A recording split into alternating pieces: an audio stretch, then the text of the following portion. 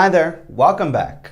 Em português, estamos acostumados a usar duas coisas para poder fazer uma pergunta. Número 1, e mais evidente, é o ponto de interrogação. A gente usa ele para poder deixar claro que aquela frase é uma pergunta, right? E aí, número 2, nós usamos a entonação, a nossa voz, né? Você precisa de ajuda? Essa entonação nos ajuda a trabalhar essas perguntas. Muita gente tem dificuldade quando está aprendendo inglês, ou muita gente desistiu, tem medo de aprender inglês, por quê? Em inglês nós vamos usar a entonação, ou seja, vamos precisar disso. Excuse me, how are you? Vamos precisar do ponto de interrogação e a gente vai precisar de um terceiro elemento, não só para perguntas, mas para tudo, no passado, presente e futuro, para afirmações, sentenças negativas e interrogativas. E aqui mora o grande desafio, que é o que leva muita gente a estudar inglês por 6, 7, 8 anos, fazer intercâmbio, pessoas com anos de América, décadas de América e ainda assim não conseguirem se comunicar. Nós vamos aprender sobre os grupos pilares da língua inglesa. Os grupos pilares são uma forma mais simplificada e menos gramatical, menos focada em termos gramaticais, de se entender como a língua funciona para então conseguir usá-la para se comunicar. A meta é que você saia desse grupo de lições que você vai ter daqui para frente com uma visão mais prática de como o inglês funciona. E para que você consiga dominar as estruturas e conseguir usar elas em sentenças sem sofrer, ou seja, sem travar, sem ter que ficar pensando. Mas tudo não vai vir de graça, por isso eu preciso da sua atenção. A sua atenção é essencial porque você é a figura mais importante nessa aula, right? So to get started,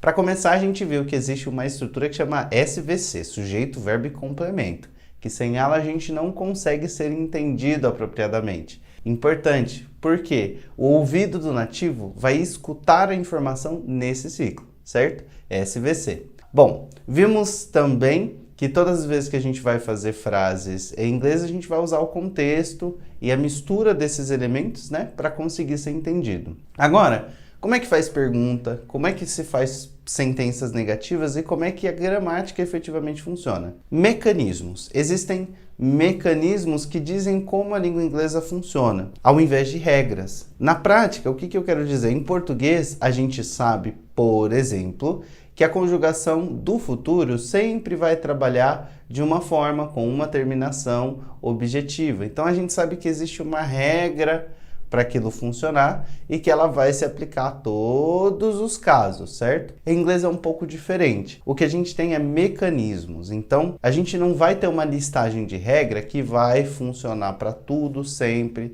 sem qualquer dificuldade. Porque o inglês é uma mistura de vários idiomas. O inglês é realmente uma mistura, ele não é um idioma que é totalmente composto de uma estrutura só sua. Então, existem dois mecanismos que dizem como todas as frases devem funcionar. O mecanismo de inversão e o mecanismo do e das. Agora, como é que eles funcionam na prática? Para começar, a gente vai dividir todos os verbos, todas as ações da língua inglesa em duas partes. Um grupo a gente vai chamar de grupo de inversão, que vai usar o mecanismo de inversão, e o segundo a gente vai chamar de grupo do e das, que é um grupo que vai usar esse mecanismo do e das. Quem são membros de cada grupo? O grupo de inversão é um grupo fechado e limitadíssimo, só tem esses membros e só, right? Então, quem são os membros do grupo de inversão? E é importante que você anote isso, olha. Os membros do grupo de inversão são o verbo to be, o modal verb, ou o verbo modal can, o verbo modal may, o verbo modal could, o verbo modal would, o verbo modal should, must, modal também, might, modal, e will, auxiliar. Todos esses verbos, independente da frase, do contexto, da situação, vão seguir um mecanismo, ou seja, eles expressam coisas muito diferentes. No final das contas, cada um tem uma tradução, mas todos vão respeitar esse mecanismo, ok? Então, esse é o grupo de inversão e ele é um grupo fechado. Agora, nós temos o grupo do e das. Quem são membros do grupo do e das? Todos os outros verbos. Speak, work, study, drive, dance, want, drink, have, use. Todos os outros verbos de ação. talk, write, buy, sell. Então, todos os outros verbos que não estão na lista do grupo de inversão são do grupo do e does. Vamos compará-los, né? Então, de um lado a gente tem uma lista com 9 verbos e do outro a gente tem uma lista infinita. E é muito legal e importante você saber disso, e eu vou dar um exemplo agora para você ver, tá?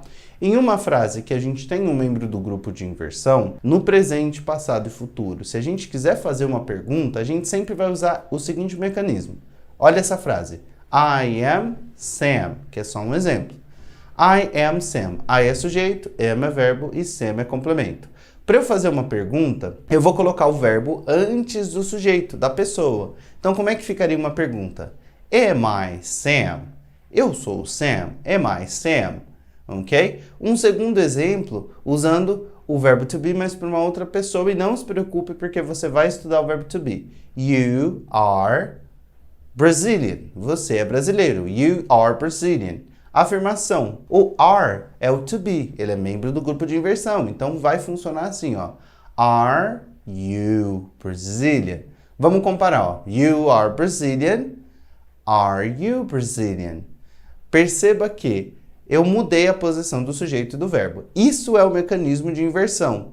E ele é um mecanismo que você vai usar em todos os tempos verbais, presente, passado e futuro. Então, ou eu aprendo ele uma vez, ou eu vou ter que várias vezes ficar repetindo. E o que nós queremos é que você aprenda uma vez e saiba usar para todos, replique. E aí você não precisa ficar vendo gramática, você vai focar em como você usa esse elemento para se expressar. Então, mais uma vez, o grupo de inversão tem esse poder. Então, qualquer verbo do grupo de inversão, e a gente vai ver cada um em detalhe, tá? Pode ficar tranquilo.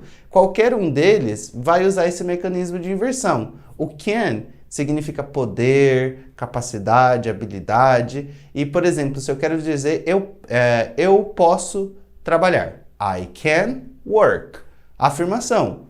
I can work. Se eu quiser fazer pergunta, can I work? Olha que legal. Inversão na prática. Bom, esse é o grupo de inversão e esse é o mecanismo de inversão que a gente sempre vai usar de forma repetida. Muita gente que para no intermediário, trava, não consegue falar mais, é porque só não entendeu que essa regrinha simples é uma regra infinita que você vai usar para tudo em inglês, ok? Então, esse é o mecanismo de inversão. O mecanismo de inversão diz que quando eu tiver qualquer um dos membros do grupo de inversão em uma frase e eu quiser fazer pergunta, tudo que eu tenho que fazer é colocar o verbo antes do sujeito. Alright? Agora nós vamos falar sobre o grupo do e does e mais uma vez, não se preocupe em entender todas as nuances e detalhes e memorizar todos os membros agora, porque a gente vai visitar cada um em detalhe, ok? E em especial, o que você mais precisa focar é o do grupo de inversão. Memorizar estes elementos, porque depois que você sabe quais são eles, todos os outros vão ser do grupo do e does. Como é que funciona o grupo do e does? O grupo do e does não tem o poder de sozinho, os verbos do grupo do e does sozinhos não fazem pergunta. Então, um exemplo, you speak English. Se eu mudar a entonação, you speak English, eu vou ter uma frase afirmativa com uma entonação de pergunta. Informalmente, se entende, óbvio que se entende, tá? Mas é muito péssimo o uso dessa estrutura. A gente não vai usar, não é muito legal a gente usar, é muito coloquial, extremamente informal, ok? Então, como é que funciona? You speak English, a entonação não resolveu. Tá faltando ponto de interrogação, yes. You speak English, ponto de interrogação. Mas falta mais um elemento. Esse elemento vai ser o do e o does, que são verbos auxiliares. Eles são verdadeiros helpers para ajudar essa frase a virar uma pergunta, right?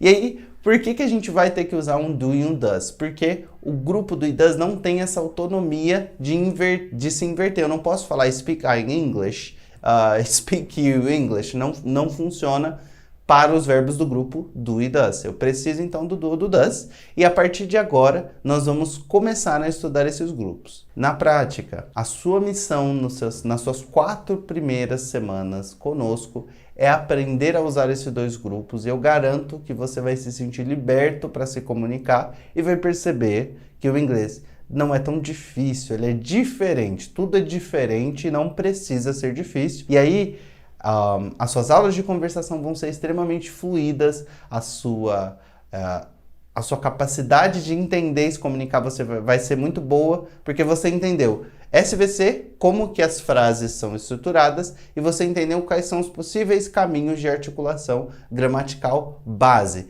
Todo o resto vai ser construído em cima disso e o seu cérebro vai entender como funciona, vai se sentir livre para falar e você não vai ser um papagaio. Você vai se comunicar com liberdade e independência. Alright? So, let's go to the next part and I see you very shortly. Bye bye.